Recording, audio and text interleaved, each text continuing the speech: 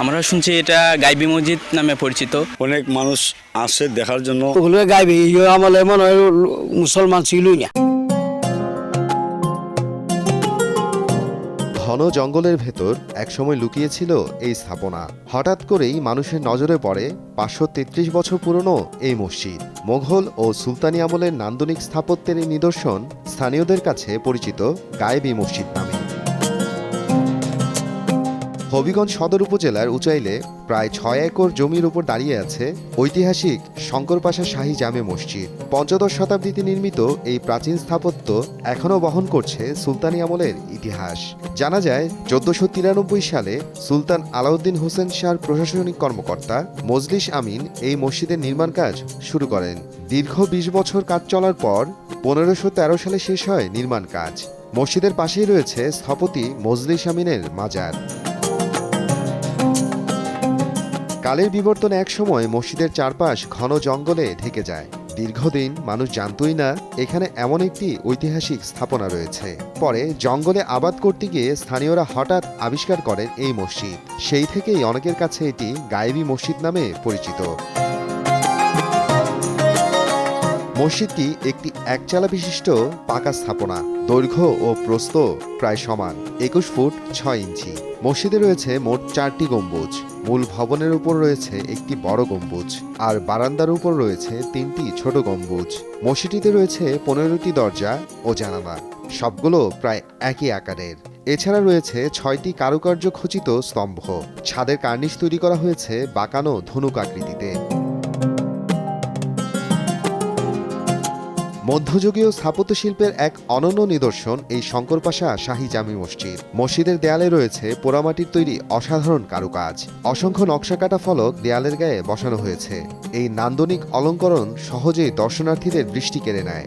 শত শত বছর পরেও এই কারুকাজ যেন হার মানায় আধুনিক স্থাপত্যকেও। আমাদের হবিগঞ্জ সদরের উসাল গ্রামের একটি দর্শনীয় স্থান, ইসলামিক দর্শনীয় স্থান হলো উসাল জামে মসজিদ। আসলে এটি একটা প্রাচীন মসজিদ। আমরা শুনছি এটা গাইবি মসজিদ নামে পরিচিত, কিন্তু গাইবি বলতে কিচ্ছু হয় না। এখানে এসে আমরা শুনেছি এটা হয়তো পুরানা মসজিদ, কোনো না কোনোভাবে এটা তৈরি হয়েছে। আসলে দর্শনীয় স্থান হিসেবে আমরা দর্শকরা এসে দেখে খুবই মুগ্ধ হয়েছি। অনেক দূর দূরান্ত থেকে অনেক মানুষ আসে দেখার জন্য এবং মানত করে।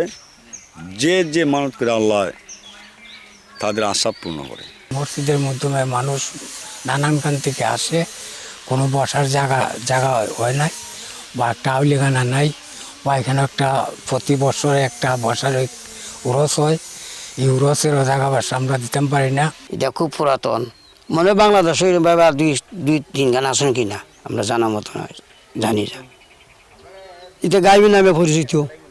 ওগুলো গাইবি আমলে মনে হয় মুসলমান ছিলই না। প্রায় 37 বছর আগে এই ঐতিহাসিক মসজিদের রক্ষণাবেক্ষণের দায়িত্ব নেয় সরকারের প্রত্নতত্ত্ব বিভাগ। এই মসজিদে যদি কোনো রকম সহায়তা দেওয়া হয়, বা বহু দূর দূরান্ত থেকে এখানে মানুষ আইসা ওই পর্যবেক্ষণ করে, এই পর্যটকদের সুবিধার্থে যা কিছু করা লাগে আমাদের এলাকার লোকের পরামর্শ মতে বা লোকের সহায়তায় যেভাবে যা কিছু করা যায়, এটা করলে অবশ্যই মসজিদের যে প্রকৃতি সেটা আরও অনেক ঊর্ধ্বে যাবে।